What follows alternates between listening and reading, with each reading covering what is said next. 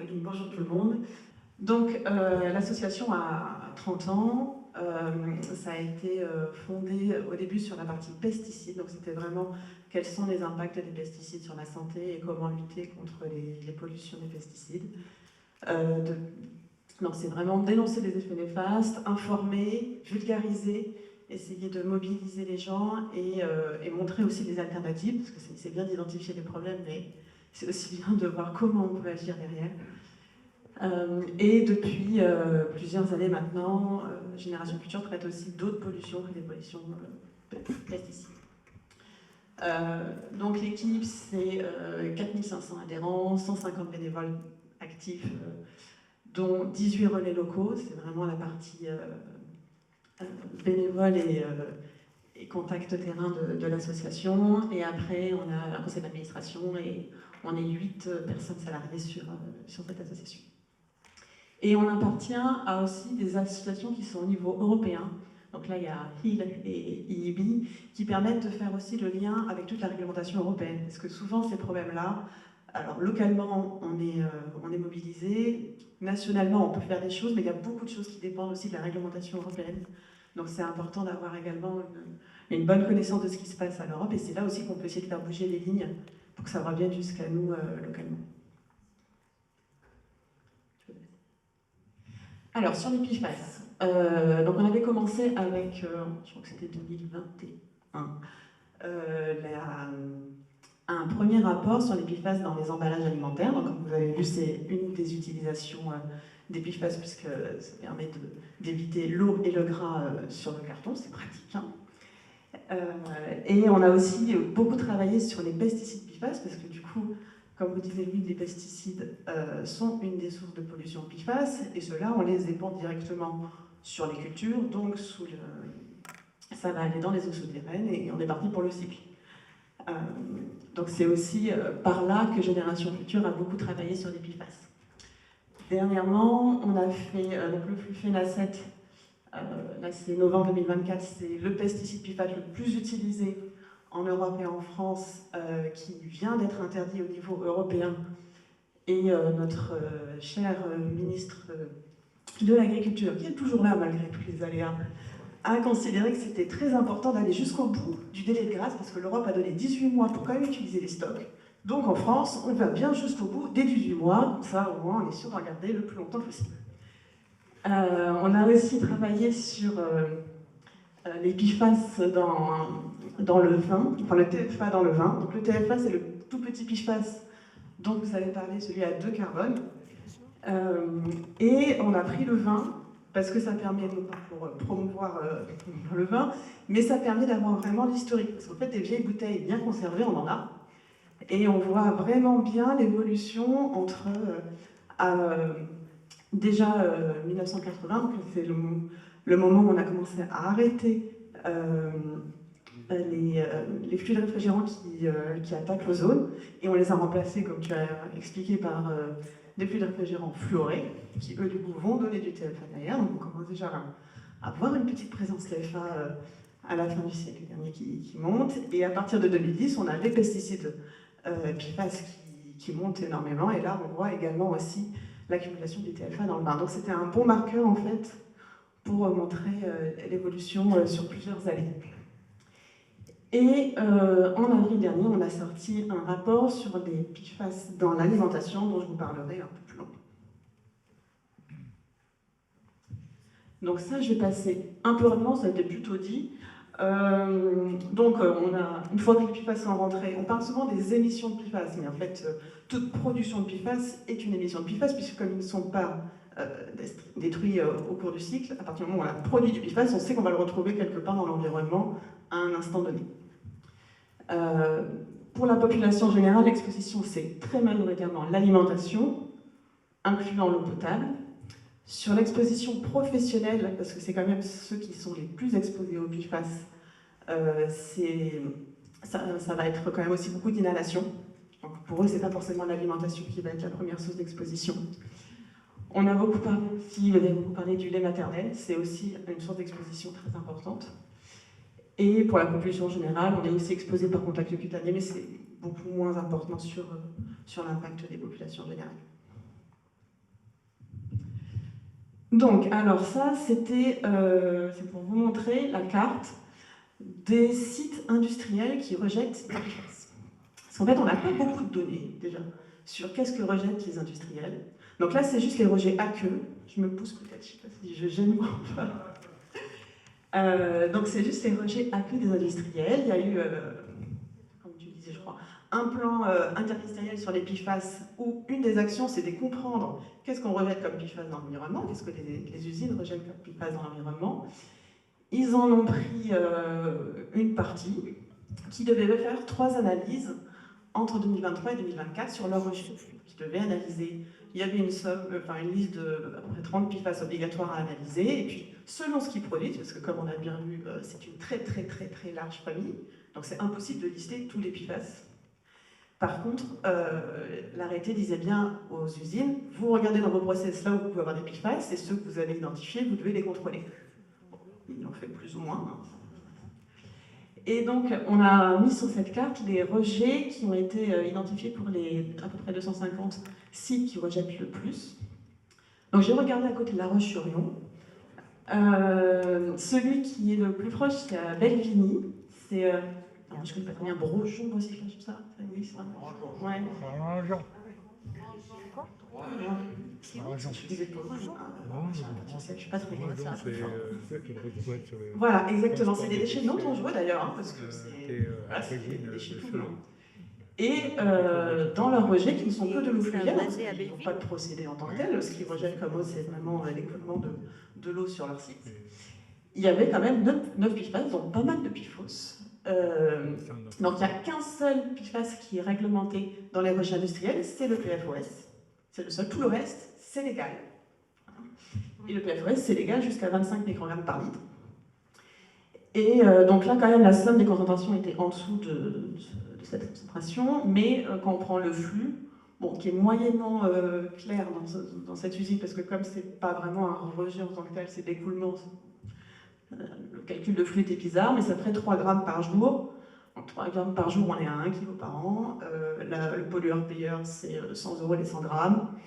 Bon, on va payer 1 000 € et c'est pas ça qui va nous aider à dépolluer derrière, quoi. Mais voilà, ça permet de donner un petit peu la vision des différentes émissions industrielles qu'on peut avoir. Alors, une partie importante, c'est vraiment les PFAS dans l'alimentation, donc c'est pour ça que j'essaie de faire un focus là-dessus.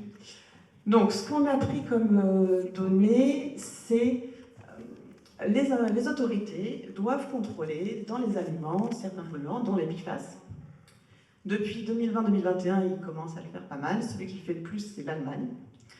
La France a commencé, les 2022, il y en a un petit peu, 2023, il y en a un petit peu. Les données 2024 commencent à être un peu plus nombreuses, mais on n'a pas encore les résultats. Ils devraient sortir début d'année prochaine. Donc là, ce qu'on a fait, c'est sur l'année 2023, on a pris les données de l'Allemagne, des Pays-Bas, du Danemark et de la France. Ça fait à peu près un peu moins de 2500 échantillons. Et on a regardé quels étaient les taux de PFAS qu'il y avait dans ces aliments. Donc ce qu'on montre, c'est que 69% des poissons contiennent au moins un des 4 PFAS réglementés. Donc c'est ce que disait Louis, et aussi, je crois qu'il a dit. Il y a 4 PFAS qui sont réglementés dans l'alimentation. Et donc il y a 69% des poissons qui contiennent au moins un de ces 4 PFAS.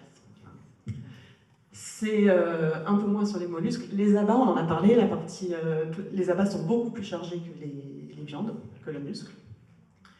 Il y en a aussi dans les laits, il y en a aussi un peu dans les viandes quand même. Les œufs accumulent aussi pas mal.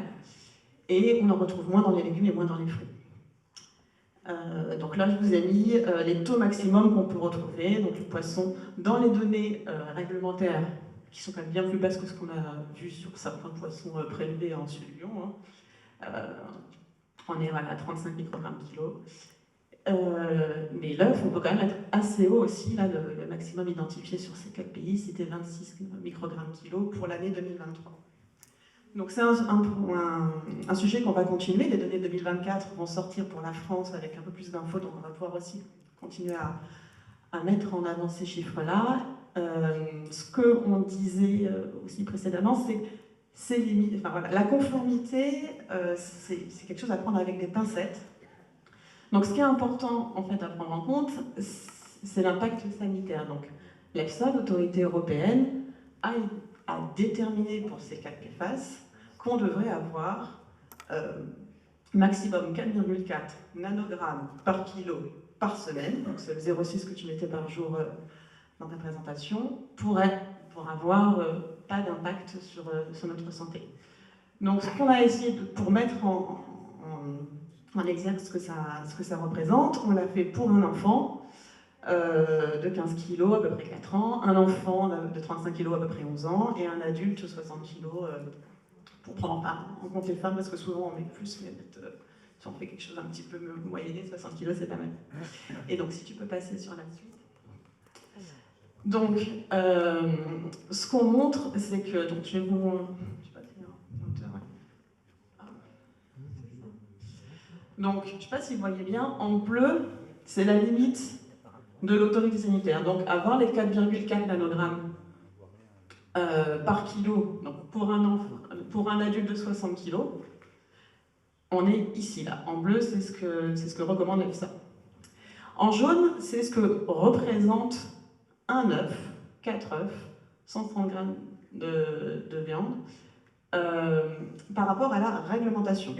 Donc si j'ai un œuf qui est conforme, c'est-à-dire qu'il est à la limite de 1,3 microgrammes par kilo, pour un adulte, là je suis déjà à 0,4 de ma dose pour toute ma semaine, juste avec un œuf, à la conformité. C'est pour montrer en fait le décalage entre les données sanitaires et les données réglementaires. Je ne veux pas vous affoler, mais c'est juste pour confirmer que les limites qu'on nous donne, c'est bien, comme on disait, le 95% de ce qu'on voit. C'est pas du tout qu'est-ce qu'on devrait avoir pour respecter la dose sanitaire. Donc, on peut peut-être passer sur les enfants. Donc par exemple, 200 grammes de thon pour un enfant de 35 kg, donc à peu près 11 ans, c'est 260%, donc presque 3 fois ce qu'il doit prendre dans sa semaine. Alors après, ça ne veut pas dire que le thon est tous. Enfin, tout le thon est à cette limite-là. Hein. On a quand même beaucoup de données qui sont en dessous de la réglementation. Et c'est juste pour mettre en exergue les limites réglementaires. Bon, et c'est pas mieux pour l'enfant de 15 kg, où là, un œuf, on dépasse déjà la quantité recommandée pour la semaine. Donc voilà, donc vraiment l'alimentation, c'est la voie la plus... Enfin, c'est le mode d'exposition le plus important. Et ce qu'on essaye de travailler, c'est vraiment au niveau européen, changer ces limites, avoir des limites qui prennent en compte les valeurs sanitaires et non pas les valeurs retrouvées dans l'alimentation. Surtout que quand même, si vous vous rappelez au début, on a beaucoup d'aliments qui sont bien plus bas que ça. Donc en fait, des aliments sans PFAS, ça existe. On peut quand même, il y aura certains qui seront sortis du marché, mais en fait, on peut avoir une alimentation sans PFAS. Il faut avoir un peu de courage politique pour accepter que ça ne soit pas 95 par centile, mais beaucoup moins quand même. Et quand vous parlez des œufs, même celui à l'entrée qui fait avec ses poules. Alors, je te laisserai parler là-dessus, mais sur Lyon, quand ils ont comparé les œufs autoproduits et les œufs professionnels, les œufs autoproduits étaient plus contaminés parce que les poules sont plus dehors, elles grappent le sol, donc en fait toute la pollution atmosphérique qui se dépose.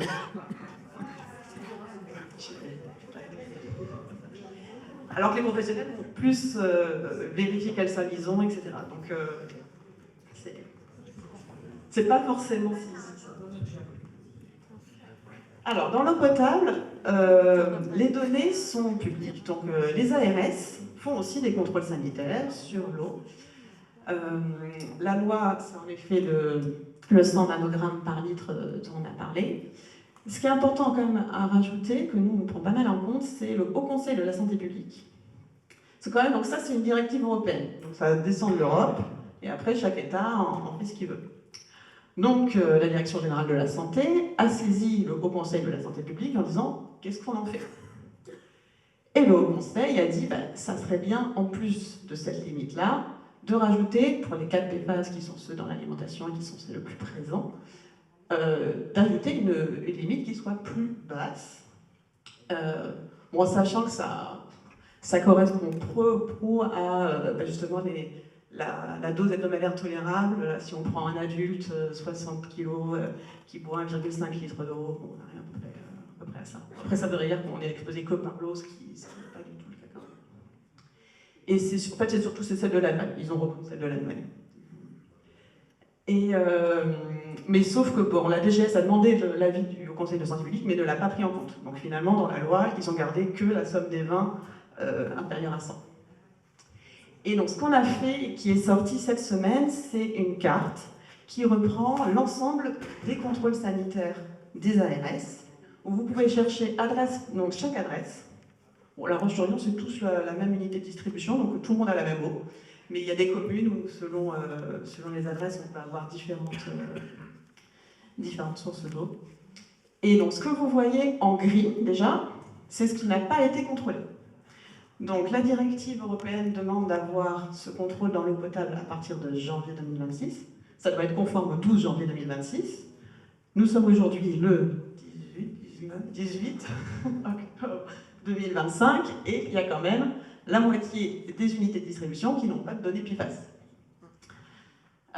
Dans l'autre moitié qui en a, c'est quand même assez rassurant. Vous voyez, il y a beaucoup de vert, donc vert, c'est vraiment pas de PFAS identifié. Alors, ça ne veut pas dire qu'il n'y a pas de PFAS dans l'eau, sur le base, etc., mais soit elle est traitée, soit pas. En tout cas, ce qui arrive au robinet, les données sont bonnes. C'est le cas de la Roche-sur-Yon. On est en vert sur les PFAS. Après, il n'y a eu qu'une seule analyse, je l'ai écrit ou pas, en mai dernier. Donc bon, c'est pas non plus un historique de fou sur la Roche-sur-Yon. Et en jaune, ça veut dire qu'on a un PFAS au moins un PFAS qui est quantifié, mais en dessous de la limite due au Conseil de santé publique, et du coup aussi les 20 PFAS en conformité. Et donc après, on a quelques situations. Vous voyez, il n'y en a pas tant que ça. C'est quand même rassurant, ça veut dire qu'on peut quand même encore agir.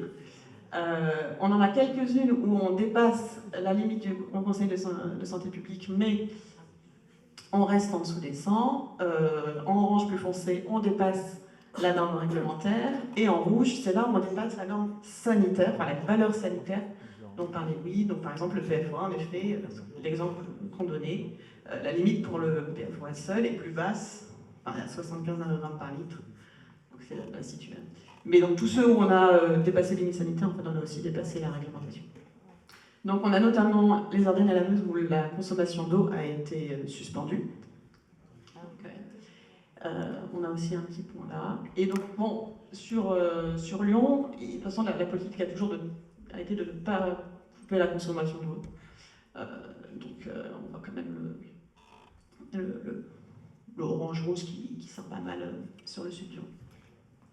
Et donc ça, c'est vraiment le but de cette carte, c'est aussi que tout le monde puisse s'en emparer, qu'on puisse aller voir son ARS, qu'on puisse aller voir sa préfecture, en comprenant ce qu'on a. Donc à chaque fois, vous pouvez, quand vous cliquez sur une adresse, vous allez avoir qu'est-ce qui est... est-ce que c'est une non-conformité? Est-ce que c'est un dépassement de la norme sanitaire? Quelle est la substance qui est concernée? Le but, c'est vraiment que chacun puisse comprendre ce qui se passe et avoir accès à ces données qui sont publiques, mais difficiles à comprendre quand on n'a pas un outil pour un peu expliquer ce qui se passe. Et bien entendu, là je vous ai mis que la carte, mais dessus il y a beaucoup aussi d'explications, qu'est-ce que c'est, quelles sont les limites, etc. C'est vraiment un outil qui se veut pédagogique. Et si vous avez des retours à faire, n'hésitez pas aussi, parce que quand on vient de le sortir, c'est toujours intéressant aussi d'avoir les retours des personnes pour bien pouvoir le prendre en main. Donc là, je vous ai montré PFAS. Cette carte traite aussi pesticides, les dégradations des pesticides, et aussi nitrates, le chlorure de vinyle et perchlorate. Donc c'est vraiment des polluants chimiques identifiés.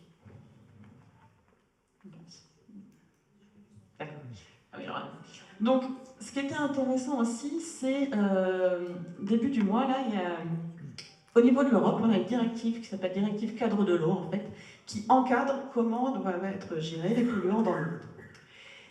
Et donc aujourd'hui, sur surface, les autres, donc haute surface, il n'y a qu'un seul PFAS qui est réglementé aujourd'hui, c'est le PFOS. Et eau souterraine, ils ont pris les mêmes 20 PFAS que pour l'eau potable. Et là, la dernière proposition qui a été acceptée, c'est d'élargir le nombre de PFAS pour l'eau de surface. Et ce qu'ils ont fait, ce qui est assez intéressant, je trouve, c'est qu'ils ont mis un rapport par rapport au PFOA. Donc on considère que la toxicité du PFOA, c'est la référence. Et pour tous les autres, on met un facteur par rapport au PFOA. Et après, ils calculent la somme globale par rapport à ça. Et là où nous on a été contents, c'est qu'enfin, le TFA commence à apparaître dans les PFAS qui vont être enfin suivis dans l'eau. Alors, ce n'est pas le cas dans l'eau souterraine, alors que quand même le TFA est très présent dans l'eau souterraine. Mais on avance pas à pas. Alors, on va passer dans le sérum. Donc, comme ça vous a été expliqué, les PFAS, on les trouve dans le sang, dans le foie, dans les reins. Ça passe la barrière placentaire. Donc, les dosages qu'on peut faire, on a un dosage qui est... les dosages, c'est... on va filtrer ce que votre sang pour identifier chaque molécule, et après, on va faire un spectre de masse pour voir quelle molécule c'est. Donc, il y a un dosage où on peut faire 7 PFAS, un autre un peu plus large à 30. Et on commence tout juste à avoir des méthodes qui sont mises à disposition du public aussi pour quantifier le TFA dans son sang. Alors, le dosage des PFAS, c'est un peu à deux tranchants. Dans un endroit où c'est vraiment une problématique, c'est important d'avoir ces données parce que ça permet déjà d'avoir quelque chose de factuel à mettre en face et de pouvoir aussi mobiliser les gens. Donc c'est vraiment un outil de mobilisation qui est important. Après, il faut aussi que les gens soient accompagnés. C'est quand même assez anxiogène à prendre en pleine face. Ouais. Et on ne peut pas faire un lien direct. C'est pas parce qu'on a du PFAS dans le sang qu'on peut dire qu'on va avoir des effets sanitaires derrière. C'est vraiment un marqueur. Et ce qui est important aussi de prendre en compte, c'est l'évolution dans le temps. Comprendre comment les taux de PFAS évoluent au fur et à mesure du temps. Donc, par exemple, on parle de la situation en Italie, qui a vraiment réussi à faire payer l'usine et à avoir une vraie prise en compte. Les dirigeants de l'usine ont été, je crois que c'est 140 années cumulées, ils sont 10 ou quelque chose comme ça. Et ils avaient fait des prises de sang, et c'est vraiment ça qui a permis de mobiliser et de factualiser les choses et d'aller au bout de la démarche. Après, il faut vivre avec ce taux-là, les enfants, c'est vraiment très anxiogène aussi. C'est pas plus quelque chose à faire à la légère, il faut vraiment réfléchir à ce qu'on veut en faire. Il faut que ça ait une vraie utilité derrière dans le combat qui va être mené. Alors, par rapport à ça, les différentes limites qu'on peut utiliser. Donc, on a parlé déjà à l'EFSA, donc l'agence européenne, qui a établi la limite, vous voyez pas ce que c'est à gauche, à 4,4 nanogrammes par kilo par semaine. Cette limite-là, elle vient de la prise en compte des effets sur le système immunitaire, ce qu'on a expliqué précédemment chez les enfants. Et ça correspondait à un taux de PFAS dans le sang de la mère, pour ces cas-là, à 6,9. Donc c'est l'équivalent en fait entre l'exposition pour la population la plus vulnérable, qui serait des enfants à l'aider.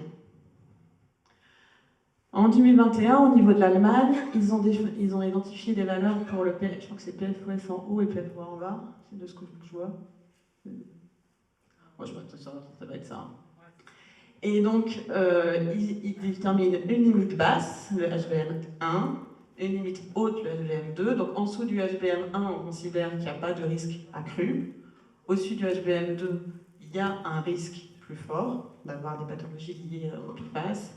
Et entre les deux, ils préconisent d'avoir un suivi un peu plus renforcé qu'une population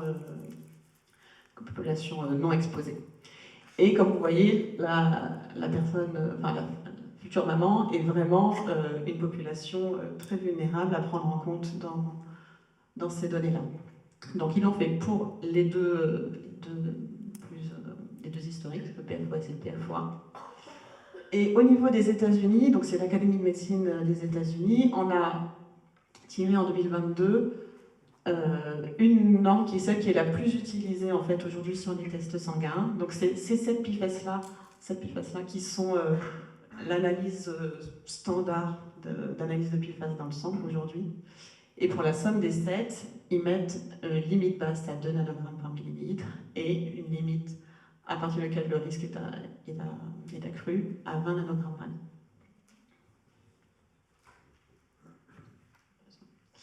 Alors, on a déjà parlé d'Esteban, je vous avais mis les chiffres parce que je trouve que c'est quand même intéressant à voir. Donc, c'est la biosurveillance en France en 2015, en gros. Donc, ils ont pris une cohorte d'enfants et une cohorte d'adultes. Et ce qu'on voit, c'est que ce qu'on disait tout à l'heure, 100% des adultes et 100% des enfants ont du PFOS. 100% des adultes et 100% des enfants ont du PFOA dans leur sang. Et on a la moyenne et les 95 percentiles. Donc, comme on disait, il y a 95% des personnes qui étaient en dessous de cette valeur et 5% qui sont au-dessus. Et donc, on est déjà quand même en moyenne au 2, rien que pour le PFOS chez les enfants, et à 4 chez les adultes.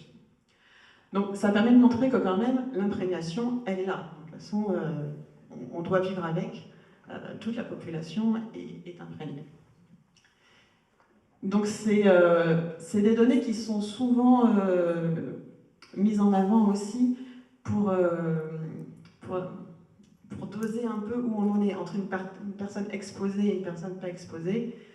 C'est très compliqué d'avoir des personnes pas du tout exposées en fait. Donc cette étude-là permet vraiment de voir la population générale et de pouvoir après montrer un travailleur qui a été extrêmement exposé au PFAS, comment il est par rapport à cette étude-là qui date quand même déjà.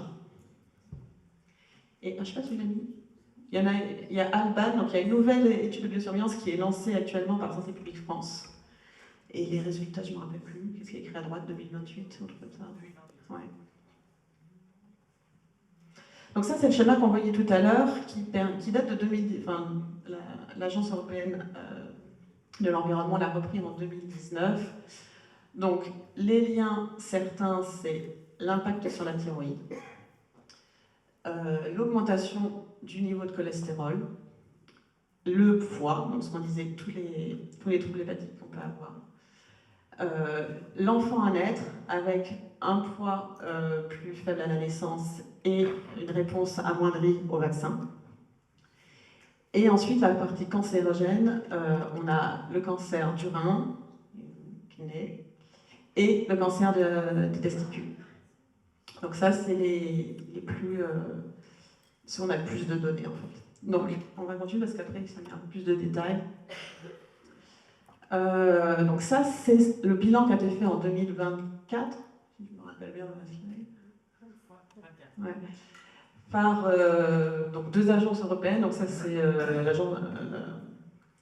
l'agence sanitaire en fait, et là c'est l'Académie de médecine, qui ont vraiment repris pour chaque effet quel est le niveau d'association avec les PFAS. Donc l'augmentation du taux de cholestérol, l'association a été prouvée pour PFOA, PFOS, PFNA, PFDA. Et l'Académie de médecine confirme ça. On a le faible poids de l'essence, qui est également avec une association confirmée. Ce qu'on disait, la baisse d'anticorps en cas de vaccination de l'enfant. Les cancers du sein et des testicules. Si on continue, on a la suite après. Des effets aussi sur la grossesse en tant que telle, avec une possible... l'augmentation du risque de prééclampsie à l'accouchement. Les impacts sur les enzymes hépatiques, donc c'est ce qu'on disait sur la partie troubles hépatiques, donc c'est pour ça que c'est aussi très important de faire un suivi de ces enzymes hépatiques quand on est spécialement exposé. Et la partie thyroïde qui revient là. Il y a un point que j'aurais bien voulu parler aussi aujourd'hui, c'est le cancer du sein. On est en octobre rose. Et moi, les retours que j'ai des personnes qui sont touchées, c'est que octobre rose, le rose, tout va bien, c'est super, allez vous faire dépister. C'est quand même très fatigant pour les gens qui sont qui sont en cours de chimio, qui sont en cours de traitement. Et ce qui est important aussi quand même sur ce cancer, c'est que pour les facteurs de risque identifiés, c'est de 4 cancers sur 10. Donc, un peu moins de 40% des cancers qui sont vraiment liés à ce qu'on nous rabat de avoir un bon poids, avoir pas fumé, pas d'alcool. Donc quand même 6 sur 10, c'est pas identifié. Donc il y a peut-être d'autres choses à faire que juste aller voir ce que les personnes font dans leur vie. Il y a aussi toute l'exposition environnementale qu'il faut aller chercher. Et on n'a pas assez de recherche là-dessus. Bon, alors après, le lien n'est pas évident avec les PFAS pour l'instant. On n'a pas les données pour confirmer un lien fort. Il y a une recherche qui est sortie aussi la semaine dernière d'une équipe strasbourgeoise qui reprend justement des patientes avec un cancer du sein qui ont recherché les PFAS dans des prélèvements. Bon, ils en ont trouvé. Hein. D'un autre côté, comme on vous disait avant, tout le monde a du PFAS et du PFOA dans le sang, donc c'est pas étonnant que les tumeurs en contiennent aussi. Mais voilà, il y a vraiment une recherche qui doit avancer là-dessus. Et il y a aussi la partie, voilà, tout ce qui est intestin, qui peut être aussi avec un lien d'association. Alors, sur la partie cancer, vraiment, les deux historiques, donc on part depuis le début, là. Le PFOA, il a été reconnu cancérogène certain pour les humains, avec cancer chez l'animal, forte indication sur le mécanisme de cancérologie, et indication limitée chez l'humain, ce qui permet donc... En fait, il y a en fait, plus le chiffre est petit, plus c'est sûr que c'est cancérogène. Donc, groupe 1, on ne peut pas faire plus. Et le PFOS, il est en groupe 2B, ça veut dire que c'est peut-être cancérogène. Il y a des éléments, mais il n'y a pas assez d'éléments pour aller plus haut dans la caractérisation. Et alors après, au niveau de l'Europe, il y a aussi une grosse étude qui a été faite ces dernières années qui reprend en fait, tout ce qui existe aujourd'hui comme publication sur la toxicité des PFAS. Alors là, c'est dommage parce qu'on ne voit pas les PFAS à gauche, mais en gros, ça reprend. Là, ce que je vous ai remis, c'est l'officiel. Donc en fait, à chaque fois, on parlait de REACH un petit peu, il y a au niveau de la réglementation européenne, on doit enregistrer ces produits et on doit également les étiqueter. Et donc c'est un règlement qui prend en compte la classification harmonisée, on appelle ça. Et donc on va identifier si les produits sont toxiques pour la reproduction, est-ce que c'est un perturbateur endocrinien. Et puis après il y a des choses qui sont quand même moins long terme, est-ce que c'est irritant pour la peau, etc. Et donc toutes les substances vont être classifiées selon les données disponibles et puis selon les demandes qui vont être faites aussi de classifier un produit. Et là, on retrouve, du coup, je vous ai mis les trois qu'on a le plus, le PFOA, qui dans cette classification est un peu moins fort que pour l'OMS. Donc le PFOA, il est en suspecté de provoquer le cancer, comme le PFOS en fait, et le PFOA également. Et donc voilà, ça permet de reprendre un petit peu ce qui est officiel sur chacun des PFAS. Alors quelque chose qui est un peu dur à dire, mais qui permet aussi de faire bouger les lignes parfois, c'est de dire combien ça coûte en fait, toute cette pollution PFAS et les impacts sur la santé des gens. Donc en 2019, il y a ce qu'on appelle le Conseil nordique des ministres, donc c'est le regroupement des pays nordiques, qui a fait toute une étude sur le coût de l'inaction, c'est comme ça que ça s'appelle leur rapport. Et ils ont montré qu'il y a à peu près 3% de la population européenne qui est particulièrement exposée aux PFAS. Donc ça fait quand même un certain nombre d'Européens quand on l'applique à la population européenne. Et les frais de santé de ces 3% de personnes représenteraient 52 à 84 milliards d'euros par an. Exact. Mais alors, voilà, ça permet un peu de répondre sur « Ah, mais ça coûte cher de prendre en charge... » En fait, oui, mais ça coûte très cher de ne pas prendre en charge aussi les pollutions. Donc, c'est un argument qu'on essaye de prendre en compte. Et donc, cette analyse, en fait, elle s'est appuyée sur 3 niveaux. Les travailleurs, qui sont quand même les populations les plus exposées, avec les pompiers qui sont un peu à part, donc il y a les personnes qui travaillent dans les usines qui produisent des PFAS ou qui utilisent des PFAS, et les pompiers qui sont très exposés par rapport aux mousses anti-incendie, dont on a beaucoup parlé depuis ce matin. Et donc là, c'était les frais de santé liées au cancer du rein chez cette population. Après, ils ont pris toutes les pathologies sur les résidents proches d'un site libérant des quantités importantes de PFAS, et l'hypertension qui est générée par les PFAS dans la population générale. Donc ils ont pris ces 3 niveaux-là pour arriver à cette estimation. Bon, c'est une estimation, mais voilà, ça permet d'avoir un peu des billes pour donner des ordres de grandeur quand on nous dit qu'on n'a pas le budget, ma pauvre dame. Et alors, je voulais vous parler un petit peu de TFA. Bon, ça a été déjà pas mal expliqué là-dessus. En fait, là, pour moi, ce qui est important dans le TFA, c'est qu'il arrive à 2 endroits. Déjà, c'est une matière première qui est beaucoup utilisée dans l'industrie parce que c'est un réactif super pour ajouter un petit bout, ce carbone qui est 3-fluor là, sur une molécule. Donc, par exemple, dans l'industrie pharmaceutique, Louis vous a montré tout à l'heure la fluoxétine, ben voilà, on a notre petit groupement fluor sur le TFA et puis on va le greffer sur la molécule qu'on veut rendre plus stable.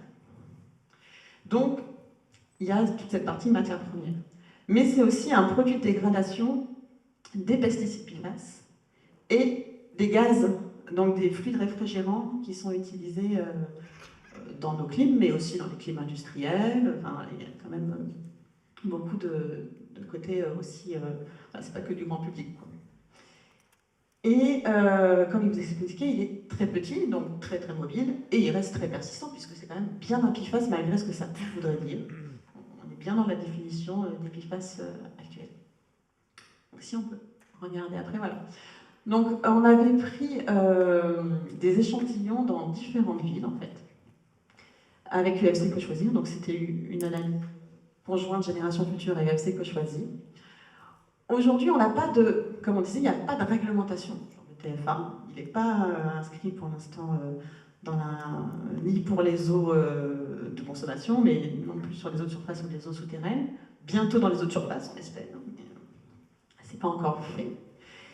Et ce qu'on peut montrer, alors ce qui est dommage, parce que pour le coup, les épées sont à droite. Mais donc on a quand même beaucoup de villes qui restent en dessous de ce qu'on a mis la limite à 100 nanogrammes par litre, qui est, comme ça vous a été expliqué, la limite pour les métabolites des pesticides, parce que c'est le cas du TFA, c'est un PFAS et un métabolite de pesticides, il a les 2 casquettes. Juste pour info, on a quand même mis le total PFAS, parce que bon, ouais, quand on se dit qu'au niveau européen, on voudrait avoir un total PFAS inférieur à 500 nanogrammes par litre, déjà si rien que le TFA dépasse, on est embêté pour garder cette limite-là. Et après, je vous ai mis 2 valeurs qui sont utilisées, donc le Danemark et c'est les Pays-Bas,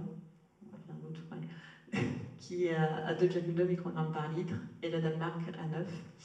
Et alors, si on peut revenir un peu à droite, voilà. Sachant qu'en France, donc, la direction de la santé, qui devait se prononcer il y a, je crois que ça fait maintenant 6 mois au moins qu'ils l'ont écrit, on dit bon, on va reprendre ce que fait l'Allemagne, qui est à 60 microgrammes par litre, en disant que ça serait bien de tendre un jour vers 10. On en est là sur le niveau aujourd'hui de réglementation en France. Donc le 60, on est loin hein, pour le coup, mais ce 60 n'est pas du tout en lien avec la toxicité en tant que telle du TF1. Donc, cette toxicité, elle est en cours de réévaluation au niveau européen. Donc, ce qui a été mis, en fait, la révision, c'était pour passer en reprotoxique 1B, donc par rapport au fait de pouvoir nuire au développement du fœtus. On avait déjà des données sur le foie, mais ce n'était pas encore enregistré sur la partie fœtus. Et ce qui a été démontré là dans les dernières études qui ont été mises à disposition, c'est une malformation des yeux chez l'enfant au cours du développement. Il y a aussi des données qui, pour l'instant, n'ont pas été prises en compte pour en faire une classification, mais qui sont plus présentes dans les études qui ont été fournies dans ce dossier, avec un impact sur les hormones thyroïdiennes. Donc, les hormones thyroïdiennes, c'est très très important pour le développement de l'enfant. Donc, toute la mise en place en fait, du fœtus est beaucoup régie par les hormones thyroïdiennes. Donc, il faudrait faire plus d'analyse sur la partie impact lié aux hormones thyroïdiennes. On retrouve les effets de baisse du système immunitaire, qu'on connaît déjà chez les PFAS. Et il y a également des impacts sur la qualité du sperme dans ces données qui ont été mises là. Et il n'y a toujours pas d'études, par contre, sur le caractère cancérogène pour pouvoir évaluer ça. Donc, j'espère que je ne vous ai pas tous désespérés pour le reste de la journée.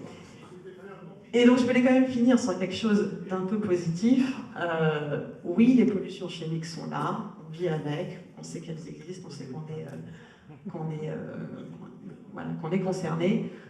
Après, c'est important aussi de prendre du recul, de voir quand même toutes les améliorations sur la santé qu'on a eues sur les derniers siècles. Au 18e, la moitié des enfants avant 1 an, avant 10 ans, pardon. Voilà. Donc, il faut quand même essayer de voir aussi, grâce à la mobilisation citoyenne, grâce à l'avancée de la science, on a réussi à avoir quand même une santé qui a énormément été améliorée sur ces derniers siècles. Aujourd'hui, si on peut aller sur la dernière slide, on a la chance d'avoir une espérance de vie qui est quand même très longue, qui nous donne beaucoup de temps pour travailler ensemble à garder ce niveau-là de santé et pouvoir se mobiliser pour limiter les pollutions et avoir moins d'impact derrière sur les générations futures.